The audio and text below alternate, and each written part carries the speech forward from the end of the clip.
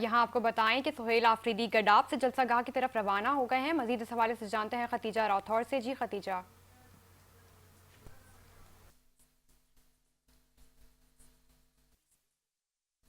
मीना खान अफरीदी हैं जो कि बनारस से निकल चुके हैं बागी जिना आने के लिए। ताज़ा तरीन इतला जो है वो चैनल 5 आपको दे रहा है। बनारस से वजीर आला KPK सुहेल आफरीदी निकल चुके हैं अपनी टीम के हमरा, और बताया ये जा रहा है कि जलसा यही होगा, आज होगा, जबकि सिंध पुलिस की जानिब से कारकुनान की पकड़ दकड़ जारी है। नायब सदर सिंध हमारे साथ मौजूद है। सर बताइएगा, जलसे के हवाले से कई बातें हो रही हैं, पुलिस की जानिब से पकड़ा भी जा रहा है आपके कारकुनों को, क्या कहेंगे? देखो, हमारे लीडर का, इमरान खान का ये मानना है कि घबराना नहीं है।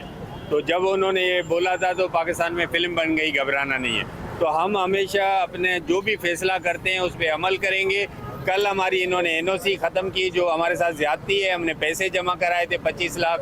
उसके बाद हमने फैसला किया, कल हमने प्रेस कॉन्फ्रेंस भी यहाँ पे की थी जिनाबाग ग्राउंड में, कि हम कायदे-ए-आज़म की मज़ार पे हाज़िरी भरेंगे और यहीं पे खिताब भी करेंगे। हमेशा कई सियासी पार्टियों को रोडों पे जलसे की इजाज़त दी जाती है, हम हमेशा देखते।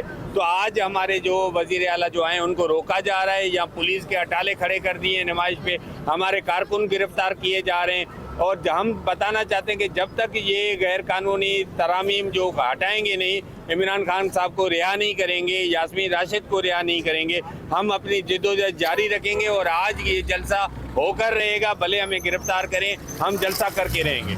जी नाज़रीन, जलसे के हवाले से कई बातें हो रही हैं, और अब देखना यह है कि पाकिस्तान तहरीक इंसाफ जो है आज जलसा कर पाती है या नहीं। और दो सिंध हुकूमत की जानिब से एक इकदाम बहुत अच्छा किया गया था, जिस तरीके से पाकिस्तान पीपल्स पार्टी ने CM KPK सुहेल आफरीदी का वेलकम किया था, उन्हें खुशामदीद कहा था। पंजाब के बरक्स सिंध ने जो है वो पाकिस्तान तहरीक इंसाफ को वेलकम किया था। लेकिन अब कशमकश ये है कि आया जलसा होगा या नहीं। और हमने आपको ये ब्रेकिंग न्यूज़ दी है कि अब से कुछ देर पहले बनारस से सुहेल आफरीदी, मीना खान, हलीम आज़ाद शेख जो है वो निकल चुके हैं और कुछ ही देर में बागी जिनाब पहुंचेंगे। जी,